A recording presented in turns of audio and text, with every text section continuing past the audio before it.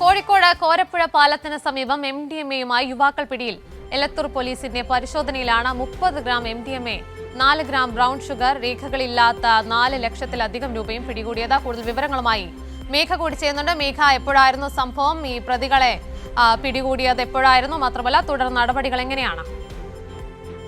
ഉമ, ഇന്ന് രാവിലെയാണ് കോഴിക്കോട് കോരപ്പുഴ പാലത്തിന് സമീപം വെച്ച് MDMA-യുമായി 2 യുവാക്കൾ പിടിയിലാകുന്നത്.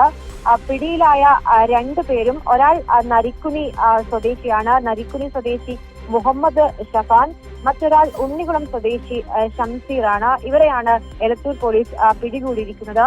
ഇവരുടെ കൈവശം സൂക്ഷിച്ചിരുന്ന 30 ഗ്രാം MDMA-യും 4 ഗ്രാം ബ്രൗൺ ഷുഗറും രേഖകളില്ലാത്ത 4 ലക്ഷത്തിലധികം രൂപയും കണ്ടെത്തുന്ന സാഹചര്യം കൂടി ഉണ്ടായിട്ടുണ്ട്. UP രജിസ്ട്രേഷനിലുള്ള വെള്ള ഥാർ വണ്ടിയിലാണ് ഇവർ സഞ്ചരിച്ചിരുന്നത്.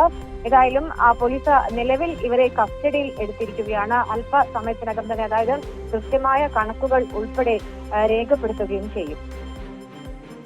ശരി മേഘ.